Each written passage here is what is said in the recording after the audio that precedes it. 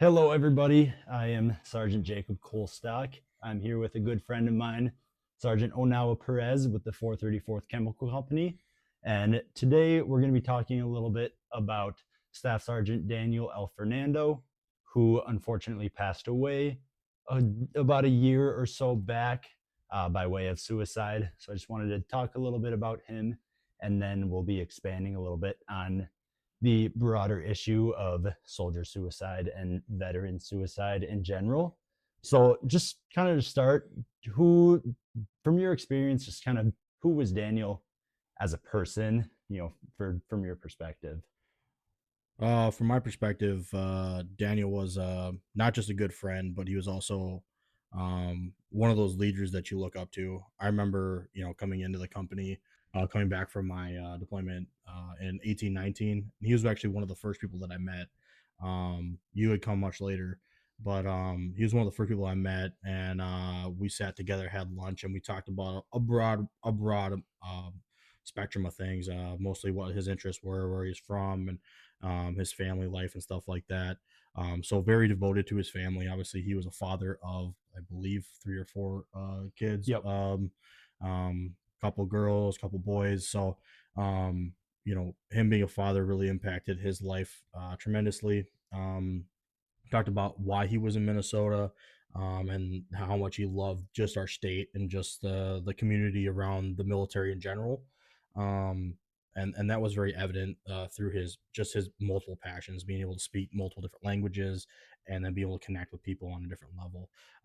As far as like his professional aspects go, it was really a lot of he liked to get really down in the details of things, and Yeah. that's what made him such a proficient, so proficient in his delivery and his job specific. So it was a fresh breath air to really be able to work alongside him, and have him be in the fold of just our company in general, but also the broader Yeah. picture, the Minnesota National Guard. So one thing I truly do miss about him, Yeah, for sure. absolutely. I mean, that's my experiences were very similar. Obviously, like you mentioned, I didn't know him quite as long as you. Mhm. I just before deployment is when I came to the unit and met him there. And pre-deployment, I really didn't have much interaction with him, but the little bit that I did, it was very evident that he cared Yeah, more than other leaders. He 100%. cared not only about just his soldiers,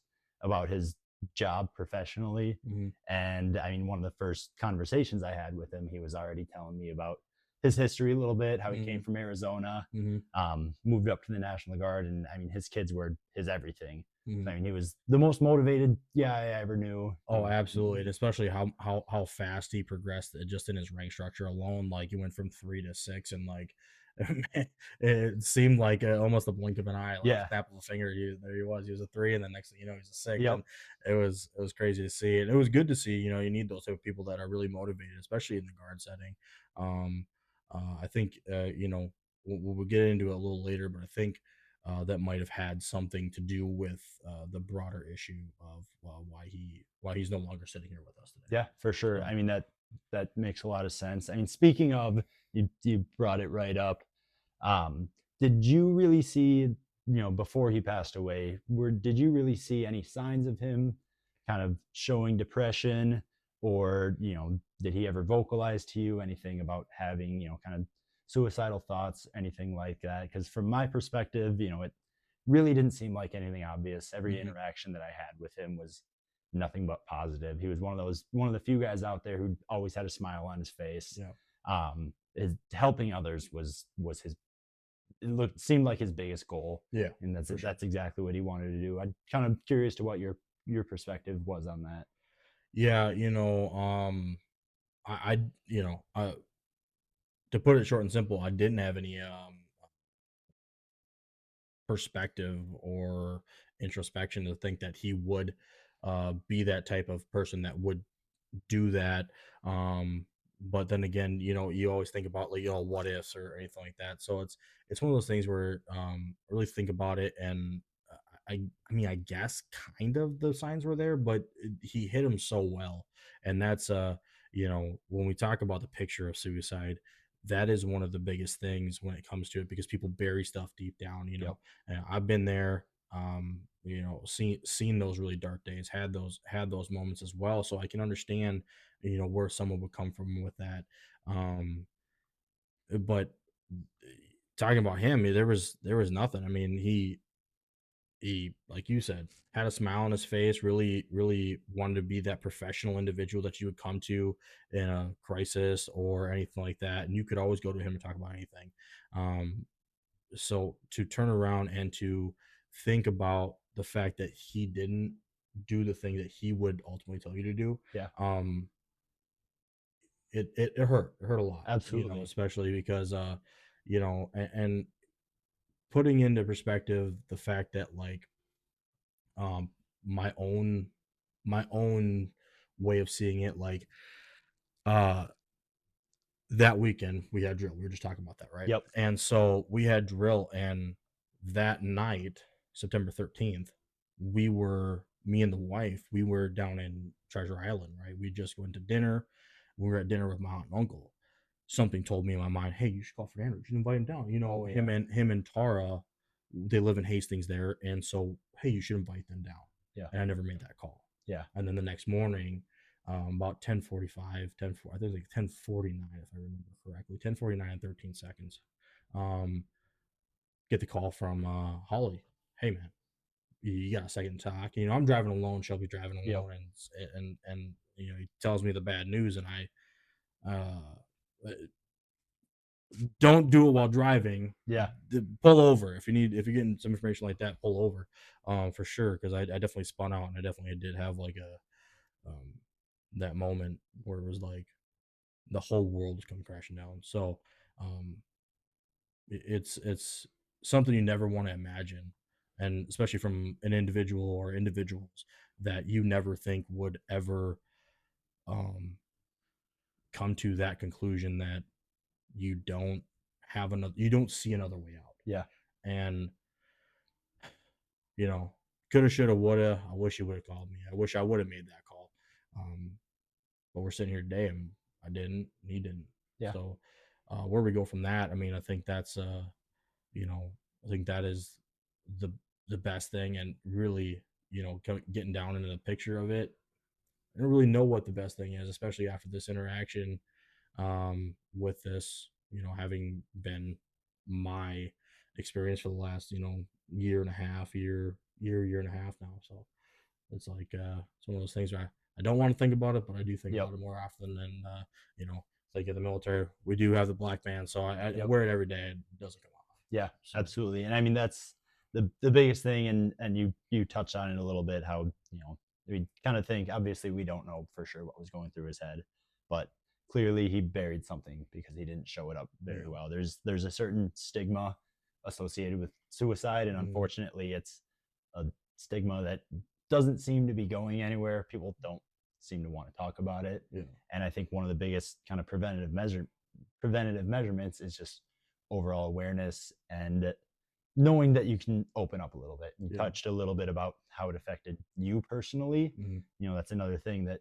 not everybody realizes. It's bigger than just the individual, yeah, who's yeah, having those 100%. thoughts. It affects everybody else in their lives around them, Yeah, the people they work, live with, their friends and family. yeah, It truly does kind of negatively impact everybody. yeah, But that brings us perfectly into our next topic, which is just the fact that not a lot of people, because of the stigma, mm, not a lot of people know about how big of an issue and how broad of an issue just veteran suicide is in general. yeah, So, believe it or not, there is 22 veterans every day that commit suicide. yeah. And I This is, think I think that that number is actually outdated, if I'm not mistaken. I think it's actually 23 now. I believe that you're Yeah, correct. yeah, Um, it's kind of the general number that you have the 22 a day foundation, which yeah, is one of the few companies actually raising awareness to this correct. Yeah. issue.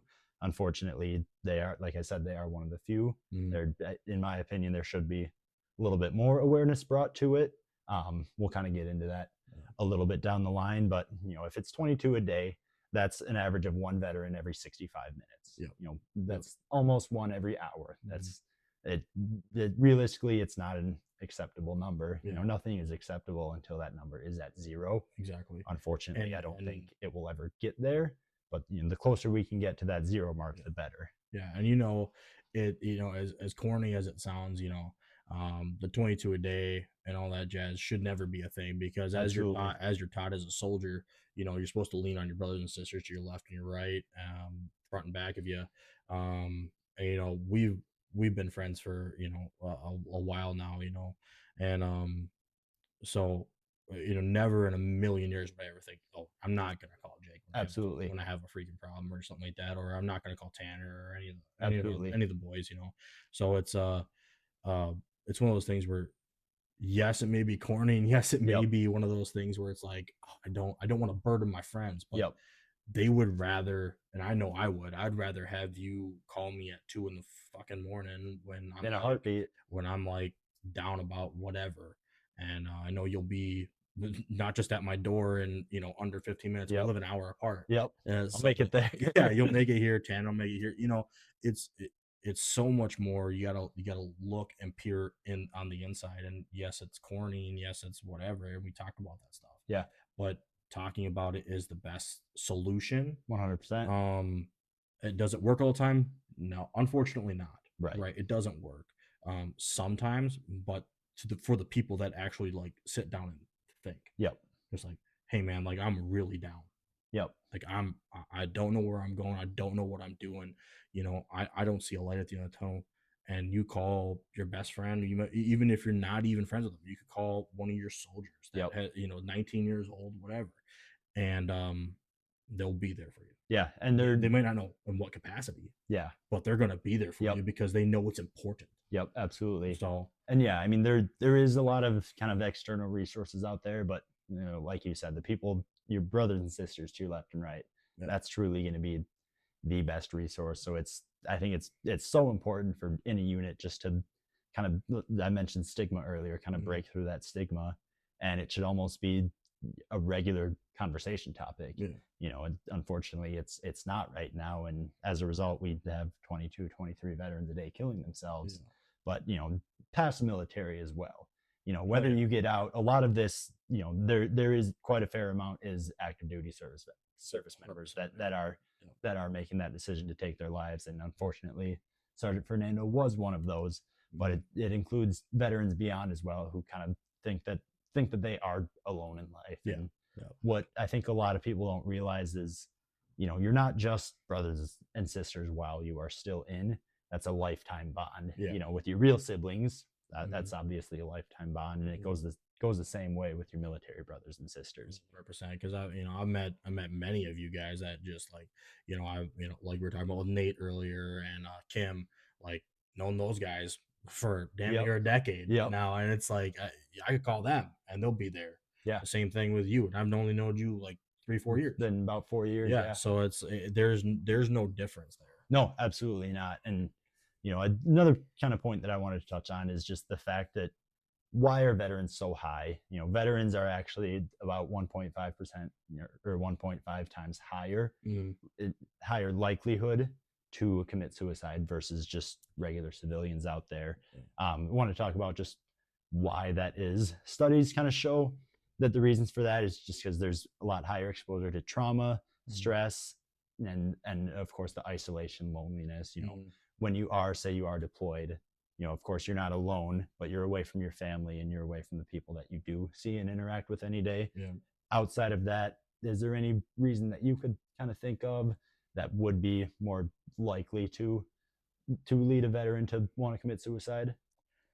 Like you said, to touch on it even more, it is that you go on deployment with your brothers and sisters, and then you come home, so you're with these people every day, like me and you. Yeah. We were bunk mates, and we went to the gym together. Yep. We ate together. Yep. We woke up and did PT together.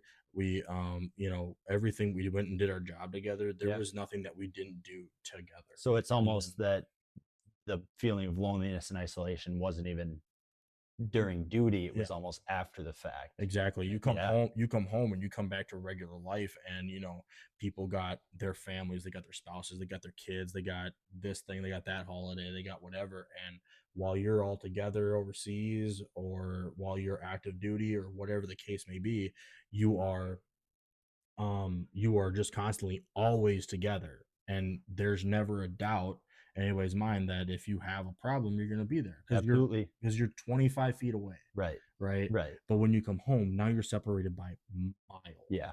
and you're, kilometers, states, whatever the case may be. You're separated by this large difference, and people can't overcome that. Yeah. And I understand why. I Absolutely. definitely do understand why, because that definitely does take a toll on your mind. It's one of those things where it's like, hey, um, I can't see my friend today, Yep. and I need them today. Yep. But in the age of technology, what do you have? All of us have a damn phone. Yeah. All of us have some sort of way to communicate with people that we're having a problem. Yeah. So yes, it sucks, and yes, it's like, oh, hey, I don't want to do that because I don't want to burn my friends, or it's just a fucking excuse. Right. Sorry, Right. don't mean to swear, but it is the excuse. That's all it is. Yeah. It's an excuse to make yourself feel better. Yeah. And that's what's going to keep, not to bring the religion into it, but that's what's going to keep the devil on your back. It's going to keep whispering in your ear. He's going to tell you to put that gun to your head. He's going to tell you to pull that trigger Absolutely. every single time, 100% of the time. and you're going to listen. Yeah. Because you feel that way. Yep. But if you break away from that, you just say, not today, devil. Yep. Yeah, you have your time later on with somebody else. Yep. And that person behind you, though, you need to turn around and be there for them. Yeah. Right. Absolutely. So you need to do the duty of yourself to reach out, but you also need to turn around and, hey, don't listen to that guy. Yeah. That guy ain't right. Let's keep going. Yeah. Let's stay on the path. Absolutely. Kind of stay on that path. And, like you said, that a lot of times that loneliness does come from going from being with these people 24/7 to not at all, maybe seeing them once a month if you're, in a drilling status in the National Guard. And, it truly is just unfortunate that people think that they are alone when in reality they're not. But outside of just your friends, your brothers and sisters, there are quite a bit of kind of external resources that are available. So I'll just briefly touch on a couple of them. Number one is a big one, is just the Veterans Crisis Line. It's a free and confidential line that you can call 24/7. And really they have trained responders who can connect you pretty much wherever you need, whether you are experiencing some sort of mental issues, or having some sort of suicidal thoughts. Could be something as simple as you're struggling financially and you don't know who to go to. You may have issues. Say you need a lawyer. It'll help connect you to a veteran lawyer who will help work with you. In addition to that, there's vet centers out there. Oh yeah. That very similar thing. They're able to find those resources for you, find exactly what you need, and connect you with those people. Yeah. The only difference from the crisis line is this place you actually go into in person. Yeah. And then a lot of those responders will be able to help you right there on site. And then if you don't want to make a phone call, or if you don't want to physically go somewhere, and talk to anybody, there's a great website out there. It's called Military One Source, and that has just about every type of resource that you could possibly imagine. Yeah. It's kind of your overall one-stop shop. It'll have counseling, therapy if you need it, financial and legal help if you ever need it, parental resources, even if you're a single parent, struggling to help out with the kids. Yep. And if you're for active duty service members, they will help with relocation. Active duty every 3 years or so, you're going to ETS and you're going to move to a different duty station. Military One Source will help out with that. It's simple things like that. There's a lot of other stressors in especially military life that a lot of people don't think on. A lot of people, when they relate to that, they think of traumatic combat experiences, but something that's overlooked is exactly like you were saying, going from being with, sleeping, working, eating, working out with these people that you see every day, then back, boom, once you get home from deployment, don't see them anymore. Yeah. So that's definitely something that's kind of overlooked. But knowing that these resources are out there, how was your experience with our unit educating us of these resources, both kind of before and after Daniel's death? So we both have the same perspective on this. Yep. And I know we do. It was horseshit. Yep, I agree. 100%. It was terrible. Like, don't get me wrong, like our commander at the time and our first sergeant at the time, they cared about they said they cared about us. Yep. They really like put on that face, Yep. and they gave us all this mumbo jumbo Yep. bullshit, right? And while that's great, and it's great to have bravado, it doesn't work because at the end of the day, they weren't there. Yeah. Who were they closest to, or who was Fernando closest to in my mind? It was full-time staff. Yep. It was the 3 people in the office plus our commander and our first sergeant. Yep. And I'm not saying that they didn't. I don't want to say anything bad about the commander and the first sergeant because they are great people on their own. Yes. They truly are, and I know for a fact that they will. If you call them, they'll be there for you. But as far as going and putting more emphasis on those resources, and really, those resources are really good. Those are really good. And I know that me and you've had multiple long conversations about this, but the morale in the company is the biggest thing, right? Absolutely. The morale at the company level or the platoon level or the squad level, whatever, it was not good. And it's currently still not good because we're transitioning, right? Yeah. That needed to fix itself in a way, like transform itself, because I remember back in the day, like, um I came in 2013, and then rolled into the company late 2014, early 2015, and at that time, man, I can tell you right now, there was never a weekend that all of us weren't together. Yeah. It was like being on deployment again. It was. We would stay at the armory and hang out, play video games. Yes, we would drink. Yes, I was underage. We won't get into that. Yeah, we won't get into all the stories because we'll be here all night. But yeah, we would drink. We would play basketball. We would do whatever, and you never had to worry about the person left to your right because if they weren't there, you would know Right. because it was everybody. It was every platoon. And some people, I mean, if they had kids and Of course. they had life outside, whatever, that was a completely different thing. But if you weren't, and you didn't have those things, you were at the armory because it was a morale thing. Yeah. And that is the biggest issue in today's generation is we have these cell phones, we have the computers, we have every technology piece that we currently want, and we can have it at a fraction of the cost, but the cost being interactions with people. Yeah. And that's the thing that we're losing.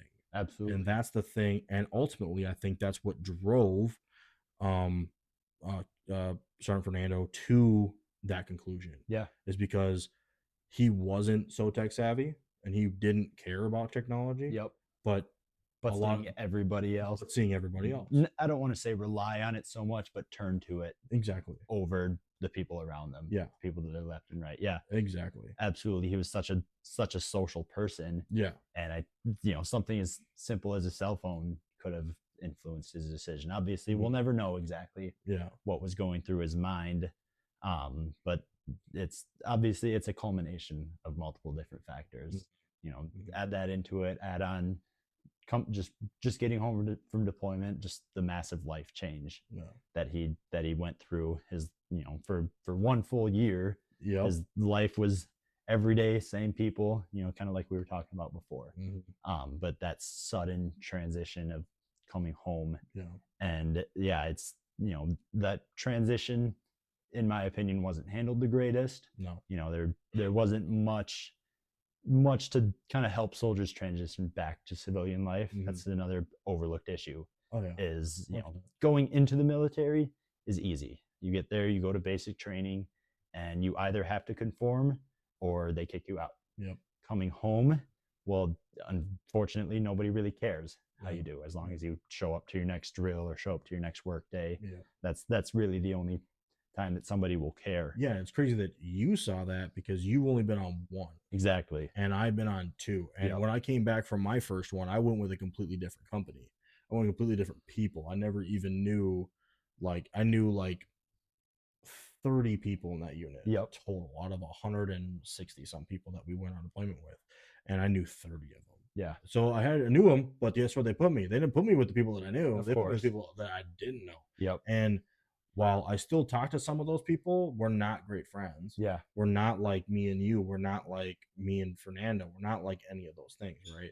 And so, um, that transition home for me from my first tour, that was rough. Yeah. That was rough. That didn't actually sink in until like a year or two later, when now I'm going to the next deployment. Yep. And then now I have other external factors that when I go into that next deployment, now I come home, what am I doing? Exactly. What's life going to look like by What then? what am I doing? And then I turn to the bottle. Yeah. Right? Because I had these external factors that happen, and then I come home and I turn to the bottle. And while Fernando may or may not have done that, I don't know, because we never really did that together. None of us will. Yeah. know, Yeah. So we never did that together, but maybe he was doing that behind her back. Maybe he was, doing recreational drugs. Right. Maybe he was, just sitting in his apartment alone, listening to Adele, Right. crying, drinking booze. Yep. Yep. Right. And maybe that's ultimately what happened. Yeah, it's unfortunately we can't go back and ask him. Yeah. But just kind of to close out here, moving forward, obviously we were talking earlier on how nobody will be satisfied until that number is 0 veteran today. Correct. Moving forward, what would you say should be done in the future? In my opinion, I think awareness is the biggest thing. Normalize conversations like this. Normalize just calling and checking up on each other. I remember after we had all heard the news, we called everybody. Yeah. I called you, of course, and then just about everybody else that I had a phone number of in the unit, just to check in on them, make sure that they're doing okay.